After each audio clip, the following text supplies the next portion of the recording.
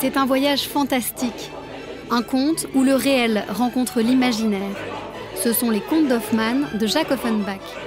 Dans le rôle titre à l'Opéra de Monte-Carlo, le ténor exceptionnel Juan Diego Flores. Je suis vraiment très enthousiaste parce que ce sont mes débuts avec Hoffmann. C'est l'une des perles du répertoire français pour un ténor.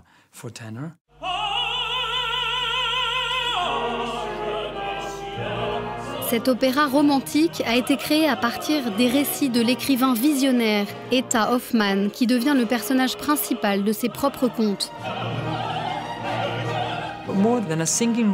Plus qu'un rôle chanté, il faut bien sûr très bien chanter. Mais je pense qu'Hoffmann est un rôle d'acteur. Au-delà de penser aux notes, je dois penser aux mots.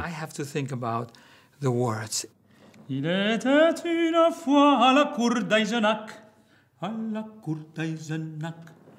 petit avorton qui se nommait Kleinsack.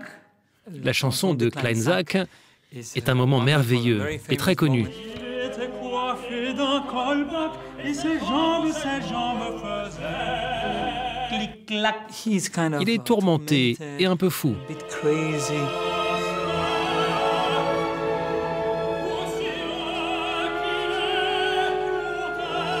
Et il divague et commence à parler et chanter au sujet d'autre chose, en l'occurrence d'une femme.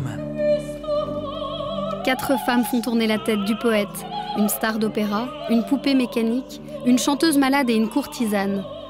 Toutes ont été composées pour être interprétées par une seule soprano. Et c'est Olga Peretiatko qui endosse ces 4 rôles.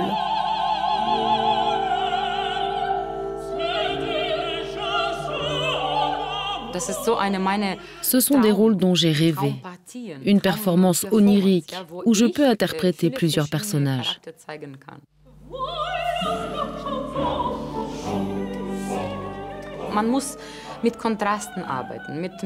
Il faut travailler les nuances. Quand on change les couleurs, alors on devient un autre personnage.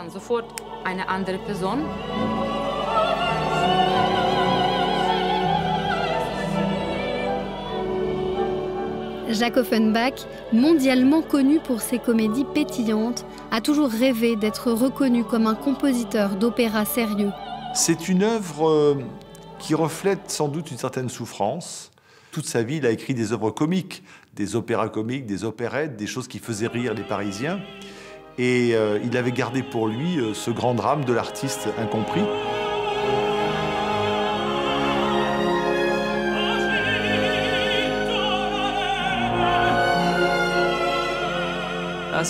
Comme Offenbach, Hoffmann essaie aussi d'être pris au sérieux.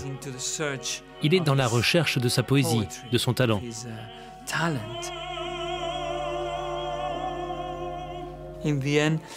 À la fin, Hoffmann a réussi.